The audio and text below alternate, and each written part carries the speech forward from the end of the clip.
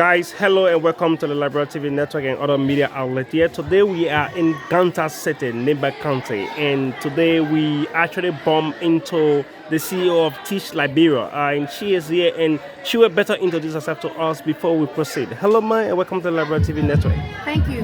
Hi, my name is A.A. Caesar, and I'm the CEO for Teach for Liberia. Okay. So, TFL for short. Oh, okay. Many could be actually wondering what are some of the activities when you say Teach for Liberia.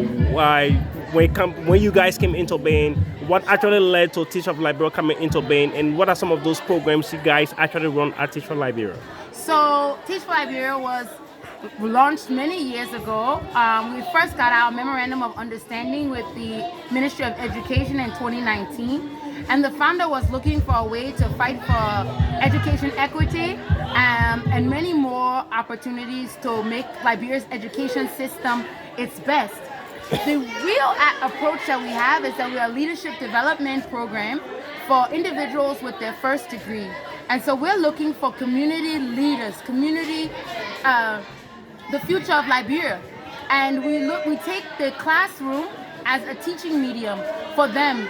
So they teach for 2 years, and during those 2 years they complete community projects, they work with the families, the students, and most importantly they develop as well. And they're going to be your future senators, representatives, maybe a president might come out and Teach for Liberia one day. Wow. So the idea is you mobilize future leaders of your country, you ask them to serve through the classroom for 2 years and do community work and develop with their students and their families.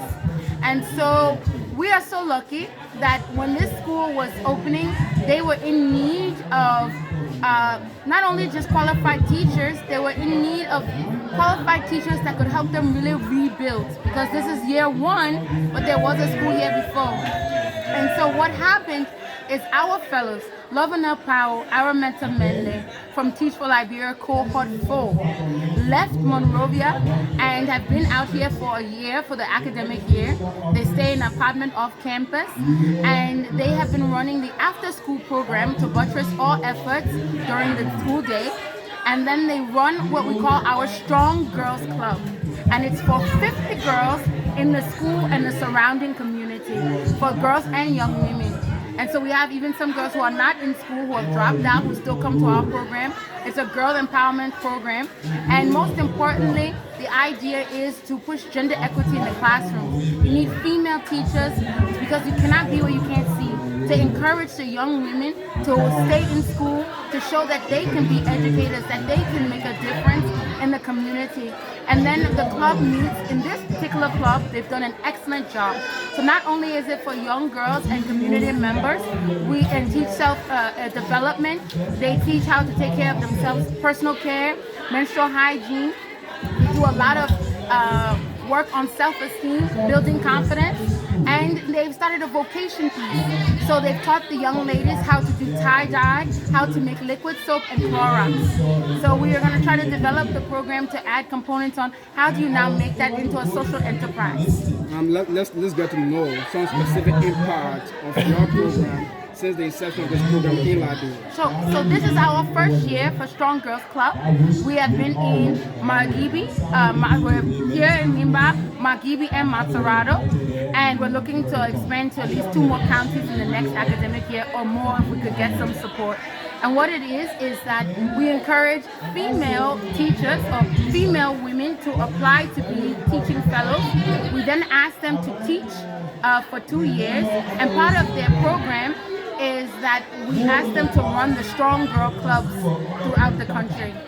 And so we'll be adding 5 more Strong Girl Club facilitators this year. So we will have 10 total in the country. So many could be wondering when you said that basically you guys look for first degree holders, so actually form part of the classroom activities.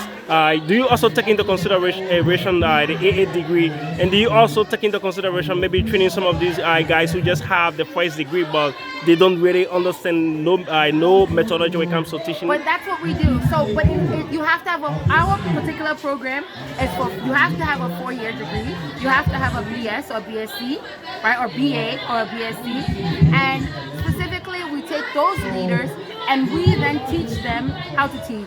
Right? And so they do for 2 years, have trainers, coaches, they have training opportunities.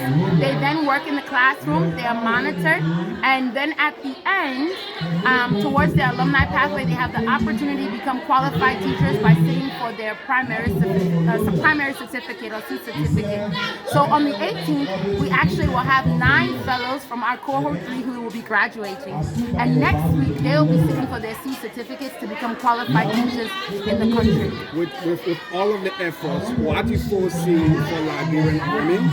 That's one, and two, what is your long-term goal for this program? So we don't just focus on Liberian women, but we're for both, right? And the whole point is that a majority of the teachers in our country are actually male.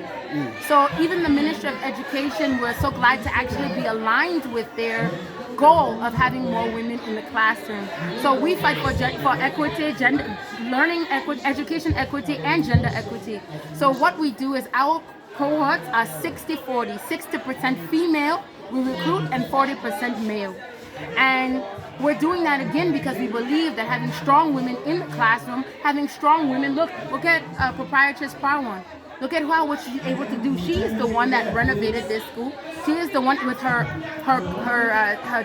colleagues that built this school. And she's a strong girl. She's a strong woman. And you have to build them up. You know, that's what the PTA president, that's what the members of this community have asked for. Now we teach for Liberia. It's for all of Liberia. We just happen to have some constraints. So we stay within, we're in Lofa, Nimba, Montserrado, and Magibi. And we hope to add at least Cape Mount and Grand Bassa this academic year coming. That was my next question. Yeah, exactly. So we're Teach for Liberia is a Liberian NGO. A lot of people don't understand that. So we're actually a local NGO, but we are also a hybrid program under the Ministry of Education. We are a PTTI, a Private Teacher Training Institute. Now we don't take just people off the street, no. Our fellows are guided by a master trainer, a master teacher, someone with over 30 years experience, Kebabutu Swembe, and we actually have qualified alumni who work on our staff as well, and they are teachers trained and supported for those 2 academic years, and then they sit for their C certificate. So I have really been wondering, thinking that this institution is an international organization, but how be it, people who are following you through this medium, maybe they might be interested to become a teacher or want to take advantage of the opportunity. Don't you mind sharing your location, maybe your head office, and maybe your contact and email? I'm telling you right now, guys, we're about to close recruitment. So we are in the process of recruiting cohort 5. We're recruiting 25 future leaders of our country. And I'm going to say this only once. I'll give it till Sunday, just because you've given us this opportunity. After Sunday, all recruitment is closed, but you can go to www.teach4Liberia. Now, power to them, there's a Teach Liberia, but that's not us. We are Teach for Liberia, TFL. So you look at teachforliberia.org, click on Join Us, and you will see an application that will be open until Sunday only. Lowercase? Because all lowercase, and we are looking for 25 leaders, but we take less than 10% of people who apply to us. So we're already at that mark, and we're about to start our recruitment interviews, assessment centers, and so on next week. So we ask you, if you're truly interested, and you can see the power of a good community partner, you can see what you can do. This is about service, so we'll tell you that though, that we are asking you have to be a future leader, and you have to really want to serve our country to make it better. And it's for 2 years. Your final word. Your final word. My final word is thank you for the opportunity to tell you more about our program. But most importantly, thank you to Mrs. Sophie Parwan and her colleagues for inviting us to become the community partners. Because it's through them that we had this opportunity to come to the Bone community, to come and meet these fantastic young women. And I cried when I saw my girls, and they are my girls, marching in as strong girls. It means everything for them to say that they feel empowered now that they're learning new skills. It means everything to hear them say that they want to further their education. in a community that admits that a lot of the women were stunted in their community, in their education.